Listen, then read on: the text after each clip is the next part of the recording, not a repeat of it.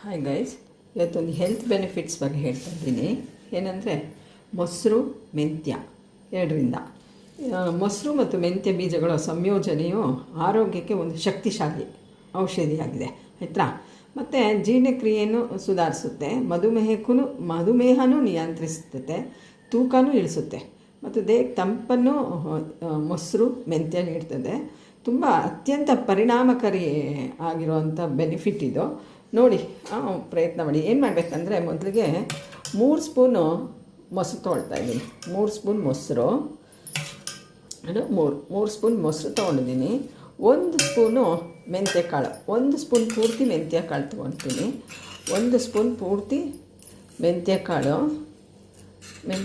ತೊಗೊಳ್ತಾ ಇದ್ದೀನಿ. ನೋಡಿ, ಇದು ಚೆನ್ನಾಗಿ ಮಿಕ್ಸ್ ಮಾಡ್ಕೊಳ್ತೀನಿ.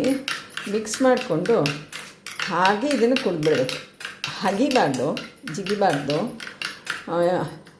ಹಲ್ಲಲ್ಲಿ ಮೆಂತ್ಯನ ಕಡಿಬಾರ್ದು. ಹಾಗೆ ತೊಗೊಂಡ್ರೆ ತುಂಬ ಬೆನಿಫಿಟ್ ಇದೆ. ಇದು ನನಗೊಬ್ಬರು ಆಯುರ್ವೇದ ಡಾಕ್ಟ್ರು ಹೇಳ್ಕೊಟ್ಟಿದ್ದು. ಹೊಟ್ಟೆ ಗ್ಯಾಸ್ಟ್ರಿಸಮ್ ಇದ್ದರೆ ಎಲ್ಲ ತುಂಬ ತಂಪು, ತುಂಬ ಬೆನಿಫಿಟ್ ಇದೆ ಇದು. ಹಾಗೆ ನೋಡಿ, ಇದು ಹೀಗೆ ಆಮೇಲೆ ಬೇಕಾದ್ರೆ ಇದನ್ನು ಕುಡಿದಾದ್ಮೇಲೆ ಬೇಕಾದ್ರೆ ಒಂದು ಲೋಟ ನೀರು ಕುಡಿದ್ಬಿಡ್ಬೋದು. ಹಾಗೆ ನಾನು ಈಗ ಕುಡಿತಾ ಇದ್ದೀನಿ.